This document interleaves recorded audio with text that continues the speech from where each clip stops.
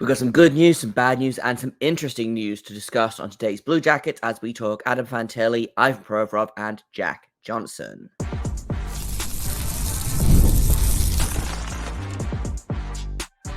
You're Locked On Blue Jackets, your daily podcast on the Columbus Blue Jackets, part of the Locked On Podcast Network, your team every day. Hello and welcome to Locked On Blue Jackets, part of the Locked On Podcast Network, your team every day. I am, as always, your host, Jay Foster, here to give you the good, the bad, and the ugly about your favorite team and mine, the Columbus Blue Jackets. Before we get things started, I want to thank everyone for making this your first listen of the day every single day. Locked On Blue Jackets is free and available on all podcast platforms and on YouTube. So if you are an everydayer, I appreciate you. If you're not an everydayer yet, you can easily become one. I just want to let you know that today's episode is brought to you by FanDuel. Place your first $5 bet and you'll get started with $200 in bonus bets guaranteed. Just visit FanDuel.com to get started. Let's talk about today. The rumor came out yesterday about Ivan Provorov. There's stuff happening at practice this morning with Dmitri Voronkov making his return potentially, and Jack Johnson continues to be in the lineup. So we're going to talk about all of that in today's episode. Let's start with the good, which is Dmitri Voronkov looks like he is going to be back much sooner than his end of November prognosis. He has been skating by himself for a while now, but he is on the ice with the team for practice today. Love that. This is really great for a bunch of reasons. Dmitri Voronkov was third on the team in scoring last season, I believe. I'm just pulling up the numbers right now to make sure that I'm not wrong about that. He had almost 20 goals in his rookie season. And that's just the Blue Jackets. The Blue Jackets are not struggling with offense right now, but they really could be doing better, you know. And I think having a guy like Voronkov, who here you go, 34 points, was fifth on the team in points, third on the team in goals. Only Boone Jenner and Komarchenko had more goals than him last season. So like, getting Voronkov back in a vacuum is great. He's a good player. He had a really great rookie season. Excited to see what he does this season. Obviously, coming back from that shoulder injury, he's probably going to take a little bit of a slow start. He's a participant in, I think, almost all of training camp. I think he got hurt in, I want to say, the last or second to last preseason game. It was one of the games against the Penguins. I'm pretty sure. Having him back is going to be great. He is a big body. He is a guy that is probably more suited to a third line role, but can play on the second line. And if they want to put him at center, they can.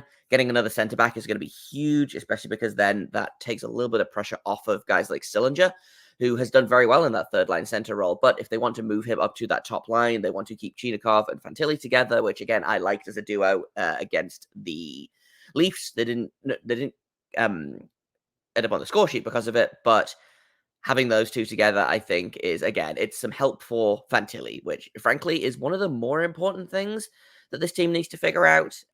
We've talked about how well this team is doing. We've talked about, this team is not having any problem scoring goals right now, and I'm just going to knock on wood about that. But they need to get Fantilli going. He has, I think, only 2 goals in 5 games, and I think that's about it in terms of his entire production this season.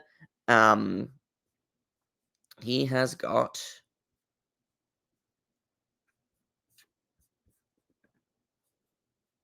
2 goals, and I believe 0 assists. So he needs to get more offense in his game. 2 goals in 6 games, not 2 goals in 5 games. So that's not the kind of stat line that we want to see for Adam Fantilli. And yes, there are other players that are struggling right now, not on the Blue Jackets, but guys that should be putting up points. I'm thinking Steven Stamkos didn't score a goal for the first 5 games of the season. Zach Hyman is struggling. There's some weird stuff going on in terms of who's hot and who's not right now, in terms of struggling stats. I'm not necessarily comparing Fantilli to either of those players or any of the like star players that are struggling right now, but they need to get Fantilli going. And adding Voronkov back is, if not a great way to do that, will provide some lineup flexibility, and will provide some depth in this team. With Jenner out long term, with Kent Johnson out for probably another month at least, maybe longer, there's a desperate need for Voronkov specifically to come back. And it looks like he's going to be back sooner rather than later, which is great news, because that gives the Blue Jackets a chance to potentially put Voronkov on that second line, which honestly is my thought about where he slots in. I think you keep I think maybe you put the Chinakhov, Monahan, Marchenko line back together, and then you put Fantilli, Voronkov, and someone, whether that's Pucher, whether that's Van Riemsdyk, whoever. I think Cole Sillinger goes back to that third line center role, although I wouldn't hate to see him get more top six ice time. Maybe you put him on Johnson's wing and you roll Voronkov, Fantilli. I said Johnson's wing there. I meant Fantilli's wing. I was looking at the Puckpedia page. My apologies. You roll with a Voronkov, Fantilli, Sillinger line, or you keep that top line of Sillinger, Monahan, Marchenko together and roll with a Voronkov, Fantilli, Chinakhov line. Because again, I liked Fantilli and Chinakhov together. Chinakhov's got the speed, Fantilli's got the power. You put Voronkov in there to kind of crash and bang around and cause problems on purpose. That feels like, if not a great top six, then that feels like at least a workable top six, which when the season started and the news was, okay, we've got no Jenner, we've got no Voronkov. What are we going to do about this? We've got Kevin Labanc and James Van Riemsdyk on Fantilli's wings. Like, Voronkov and Chinakhov is a huge upgrade, in my opinion, on those players. And I have liked Van Riemsdyk since he signed with the Blue Jackets. I think he's a very good bottom six player. He's a good veteran. Again, I've liked Aston Reese. Kevin Labanc hasn't done a ton to move the needle for me yet. I don't think it helps that he's like been healthy scratched a ton. But the bottom line of it is Voronkov provides immediate depth for the team, and he also provides immediate help for Fantilli because Fantilli needs it, and that's not to say that he can't just like drag the line by himself. He's doing his best, but why not make it easy for him and give him two actual top six wingers or two actual middle six wingers? I would take at this point, I didn't hate I think it was the Pucher Fantilli Chinakhov line against the Leafs. Didn't hate it. Again, it didn't create a ton of offense, but it looked more like they were able to keep pace with Fantilli. So again, like chemistry issue potentially. It looks like they're going to keep the same lines for tomorrow's game against Nashville. In terms of the forwards, anyway, we'll talk about the defensemen in a minute here. It looks like they're going to keep the same lines. They kept them in practice yesterday, practice today. So it looks like we're going to keep that top six together. But and I want to clarify as well. Jackets insider Jeff Sabota says that Dmitri Voronkov didn't do heavy contract drills today, so his return isn't as imminent as tomorrow night. But still a very good sign to see him join the team for practice today. So the Blue Jackets play tomorrow night in Nashville, and then they play again on Monday, I want to say, and then again Wednesday, and then Friday, Sunday. So somewhere in that kind of maybe October 30th, November 1st, November 2nd, we could maybe see Voronkov returning. Maybe. We'll find out. But like I said, it is great news to see Voronkov again. Great to see him on the ice, and hopefully we'll see him in a game jersey sooner rather than later. I want to turn my attention now to the defensemen because there's a couple of things that I want to talk about here. One of them is an off-ice thing, and one of them is an on-ice thing. So we're going to talk about is Ivan Provorov not on the trade block necessarily, but teams are checking in on him. Should the Blue Jackets sell high, or should they keep hold of him? So I want to talk about that in just a second here on Locked On Blue Jackets. First, I want to tell you about FanDuel, because you can start the season with a big return on FanDuel, America's #1 sportsbook. When you get a hunch in the middle of a game, you can check out the latest stats, view live play-by-play, and so much more on the same page where you place your bets. You're going to get started with $200 in bonus bets guaranteed when you place your first $5 bet. That's FanDuel.com, America's #1 sportsbook. Again, I love FanDuel. It is, frankly, my favorite of the 1,700 sports betting apps that are around and about. I was just in Vegas. It wasn't the same as FanDuel, quite frankly. It's so easy to use. You can do it right there in the app. You get money instantly. You don't have to sit around and wait for your deposit to hit.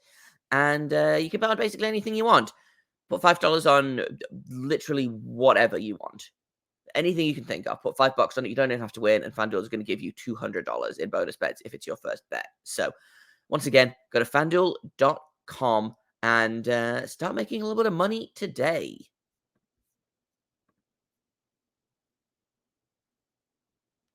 Welcome back to Locked On Blue Jackets. We're talking about the good, the bad, and the ugly of the news that has kind of come out over the last 24 hours or so.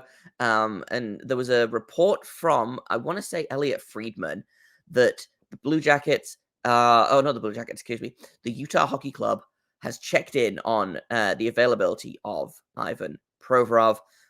They have just lost two of their top four defensemen long term. Sean Dursey is down for, I think, 5 to 6 months after getting back surgery or shoulder surgery. And the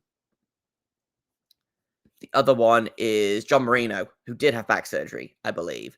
It's Pierre Lebrun, not Elliot Friedman. My apologies. So Utah needs a defenseman. They need a top four defenseman. They're having a really good start to the season. They are, I think, 4-2-1 right now, which is, pretty darn good for a team that I guess only started today. I still kind of feel like the NHL is gaslighting me on what exactly Utah is as an entity. They're 4-3-1 right now. Again, having a really great start to the season, especially for a team like Utah, which has gone through a lot of off-season turmoil, what with the moving of the team, and it's a team that has been rebuilding for several years now. Are they ready to finally take that next step? And then they lose two of their top four defensemen. So, I'm unsurprised that they are checking in on Provorov, who is making, I want to say, $4.5 million this season. The Blue Jackets can't afford to lose that cap hit without getting something back. So I wonder if it's a case of, do you do, where is it? Here we go, 4.75. If you retain 50% of that and then take an expiring contract back that you can basically just bury, that might be the move. If you can get a first round pick for Provorov, then frankly, do it. I took a quick look at Utah's roster and their prospect situation, and there's no one there that I'm yeah, let's do 1-for-1 Provorov and this dude. Again, I think retaining salary is something you have to do in this situation. His contract is up this year. So it basically means nothing for the cap next year unless they're planning on re-signing him, which I don't think they will do, and I don't think they should do, quite frankly. Especially, if they want to continue to claim that they are creating pathways for guys like Jiricek, guys like Matejchuk. They've got to find money for a bunch of guys next season. So we'll see what happens there. It's going to be interesting. But the crux of the matter here, and this is what I want to talk about, is should the Blue Jackets just be we're getting I assume the offer from Utah hasn't blown Don Waddell away, because otherwise we'd hear about it, Should they sell high on Provorov right now? He's playing extremely well on the right side with Zach Werenski, which I continue to be shocked by, because if it was as simple as that, why didn't they just do that last year? Because I think Provorov was really, really poor last year, and he's been really quite good this year. Whether that's, again, the pairing him with Werenski, whether that's switching him to his offside, I don't know. But he is performing really well at the minute. Like, do the Blue Jackets sell high on that? Or do they enjoy having a fairly solid top 4 defenseman for the first time in a minute?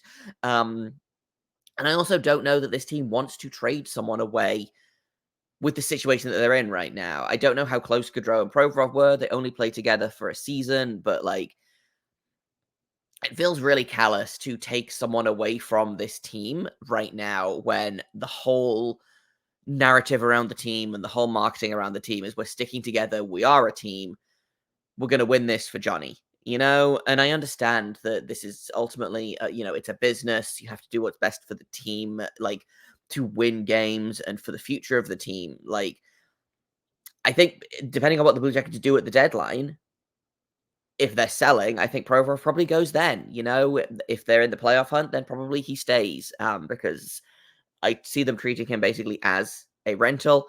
So I can't see them trading him right now, unless, again, like, Utah's pretty desperate for defensemen.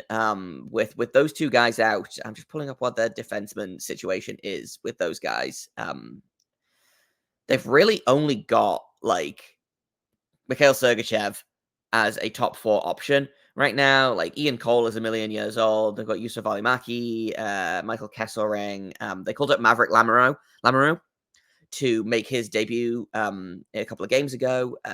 Robert Bortuzzo, I believe, is playing NHL minutes for Utah this season. It's kind of that dire, So I don't think they are desperate yet, but I think they might be desperate soon.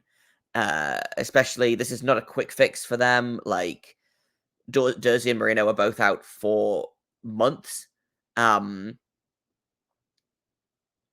that's probably good for the Blue Jackets in the grand scheme of things, because I feel like if they can leverage a reasonable thing out of the GM of the Utah team, I can't think what their name is off the top of my head. Is it Bill Armstrong? I should know this.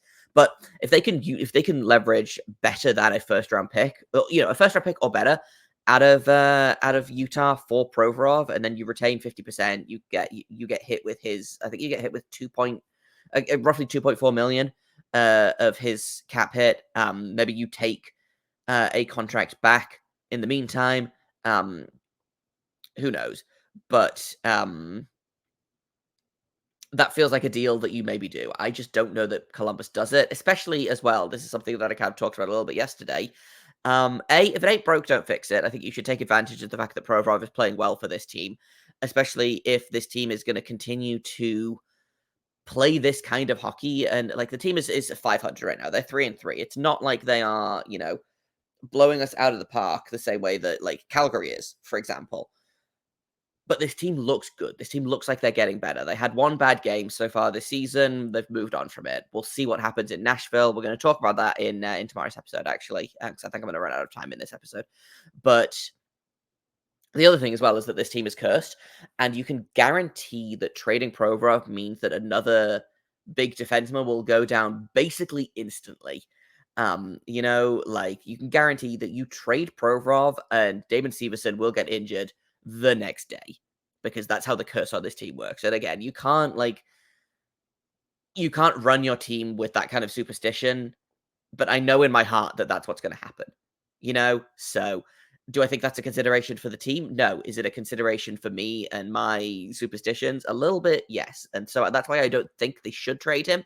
That's not why I don't think they won't trade him, which is a distinction that we need to make here. But I'm not opposed to trading Provorov. I was a big advocate, in fact, for trading Provorov over basically all of last season and all of the summer as well. They didn't. They kept him. And to his credit, he's looking, the early returns on this season are looking really quite good. So I think they should keep him. They don't lose anything by keeping him, is the thing. Denton Matejchuk is performing quite well in the NHL. We'll talk about him next week. Probably we've got friend of the show, Dino Einheimer, is returning to do a Monsters Monday with us. He's got 4 points in 5 games for Cleveland so far. second among rookie defensemen, second only to Luca Cagnoni of San Jose. It's the other team I cover. Why did I not remember that? But Denton Matejchuk is doing just fine. He's leading all defensemen on Cleveland. He's tied for second in scoring on the team. Like, he's doing fine. He's doing just fine. Like, I genuinely think that they might just leave him there as long as possible. Like, David Jiricek had an excellent rookie season in Cleveland, and I wonder if it's going to be kind of the same thing. Obviously, if they want to call him up and they feel like they can call him up, they will. But at this point, Provorov is not actively harming the team, so I'm not in a hurry to like get Matejchuk onto the team, right? And the thing about it is, if you move Provorov, that doesn't necessarily mean that there's going to be room for Matejchuk. What that means is probably Severson will move up, and then they'll probably move Jack Johnson up as well. Obviously, Branson's out long term, like this, but trading Provorov will probably open some stuff up for Jiricek. I don't think it'll open stuff up for Matejchuk as much as it disappoints me. But again, if you can get a first or better for Provorov, like, do it. Honestly, I just don't think that that's what I don't think that's what'll happen. I want to talk about one other defenseman before we finish up today, and that is we have to talk again, always, about the Jack Johnson situation in Columbus. First, I will tell you about Prize Picks, because what is Prize Picks? Well, it is the best place to make money on sports. It is the best place to get real money sports action. They've got over 10 million members and billions of dollars in awarded winnings. Prize Picks has made daily fantasy sports accessible to all, and that includes you. All you have to do is pick more or less than at least 2 players, and you can get a shot to win up to 100 times your cash. So run your game all season long on Prize Picks. Puts its members first, which is the most important thing. So all their withdrawals are fast, safe, and secure. When my picks hit, I can get my money in as quick as 15 minutes. And it is the best way to get action on sports in over 30 states, including places like California, Florida, Georgia, and Texas. Sign up today and you can get $50 instantly when you pay $5. You don't even need to win the $50 bonus. It's guaranteed, win or lose, which is great. Do you think Justin Jefferson is going to get more than 83.5 yards next week? Do you think Christian McCaffrey is going to run for more than 75.5 yards? You can cook up hot takes with your friends and win real money this football season when you and your crew run your game on Prize Picks. Download the app today and use code LOCKEDONNHL to get $50 instantly after you play your first $5 lineup. Once again, that is code LOCKEDONNHL to get $50 instantly after you play your first $5 lineup. Prize Picks, run your game.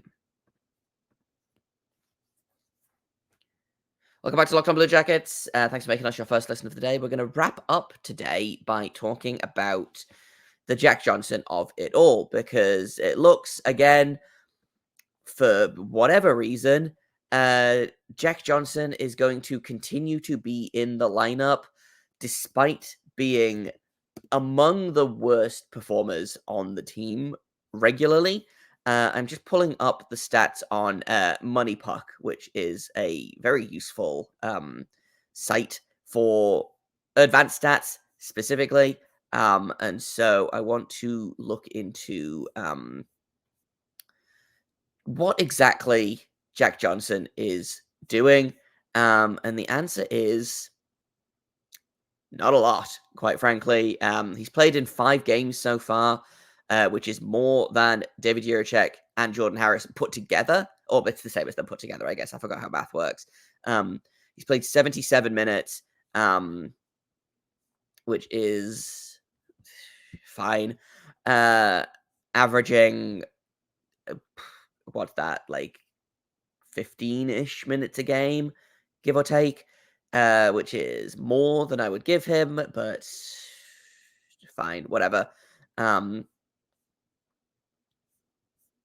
He's not doing a lot. Like, his game score is super low.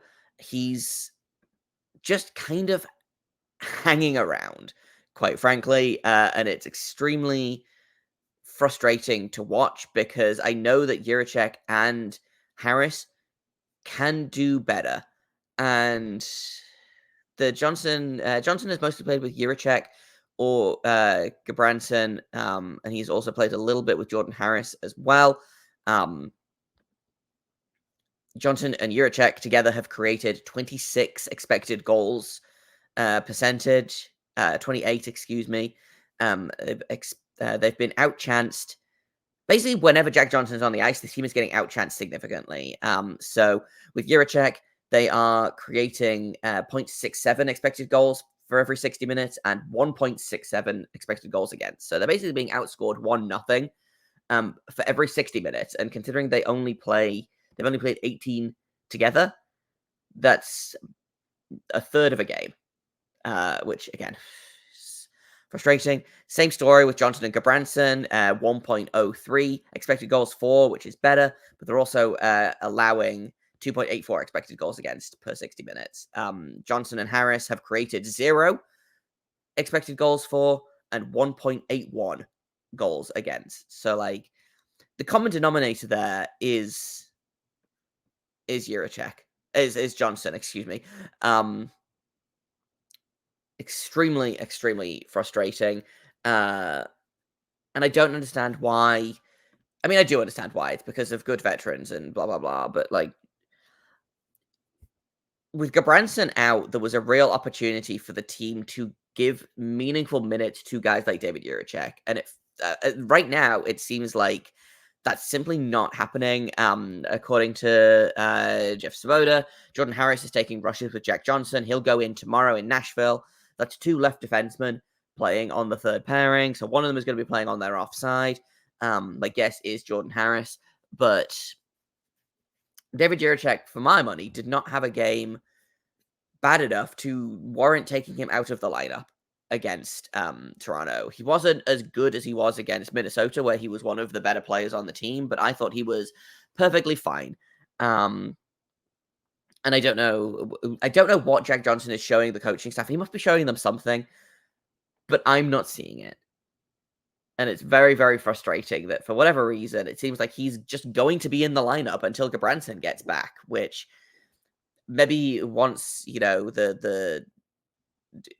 once the shine wears off, once he starts, consistently performing well below the standards of every other defenseman on this team, maybe something will happen there. Like Dean Everson, we've seen it. He's not afraid to change things up. Is very candid about why he's changing things up. But I am a little bit worried that Jack Johnson is going to be the new Freddie Gaudreau of this team, which I talked with Seth Topal during the first crossover we did when they hired Dean Everson, is that sometimes Dean Everson just has a veteran that he likes and will play to the detriment of basically everything else. I assumed that was going to be Boo Jenner. Obviously, Boo Jenner out long term. It has Jack Johnson become that veteran that he plays in all situations. Not all situations. Jack Johnson doesn't get anywhere near the power play, thank God. But I genuinely don't understand what Jack Johnson is giving this team that Jordan Harris and David Juracek are not giving this team. Like, there was a real opportunity here for the Blue Jackets to roll with a third pairing of Harris and Juracek, with Gabranson being out, and having Provorov, Severson, and Juracek down that right side is an extremely competent set of right defensemen. But instead, what we get is Jack Johnson flipping sides every other game, so they can play Harris one game and Juracek the next game, and Harris one game and Juracek the next game. When, frankly, both of those guys, Harris especially, should be an everydayer on this team. And that's frustrating that it's not as well. So I don't know how long this is going to continue. I hope not much longer, but I suspect it might. I just suspect it might keep happening, which is going to be extremely frustrating, especially when it gets to the point where, like, the Blue Jackets are losing games based on bad plays from Jack Johnson specifically. It's a 1-goal game or it's a tie game, and he does some vintage Jack Johnson, cruising around like a Buick, misses his man entirely, can't get back in time. The opposing team scores and they win the game. Like, because it's going to happen. I can guarantee it's going to happen. It's kind of a bummer to end the episode on. I didn't mean to rant as long as I did about Jack Johnson, but hey, I have feelings about Jack Johnson specifically. I'm sure he's a great guy. I'm sure he's a great veteran. I'm sure he's helping out the babies on the team extremely well. He could do that not playing every single game. So let's see where we go from here. But that's kind of all I've got for today. Tomorrow we're going to be doing a pre-game preview. The Blue Jackets play tomorrow night against Nashville, I think in Nashville, if I'm not mistaken. So we'll do a quick preview there. What's happening in Nashville, who are having an extremely slow start to the season, and their expensive free agent purchases have not really been producing. So we'll take a look at what's going on there, and we'll talk about how the Blue Jackets can continue the strong play that they had against Toronto to win 2 games in a row, which is this is not our Stanley Cup, but also I'm really excited for this team to win 2 games in a row because I don't think it's happened for a minute in the regular season. So we'll talk about that tomorrow. I've been Jay Foster. Thank you for listening. You can find me on Twitter at _Jacob Foster, JAKOBFORSTER. You can find the show at LO_Blue Jackets. You can email me if you want at lockedonbluejackets@gmail.com. Thank you for listening, for making us your first listen of the day every single day. Locked on Blue Jackets is free and available on all podcast platforms, YouTube, and SiriusXM. Thank you once again for listening. Until tomorrow, make sure you stay locked on.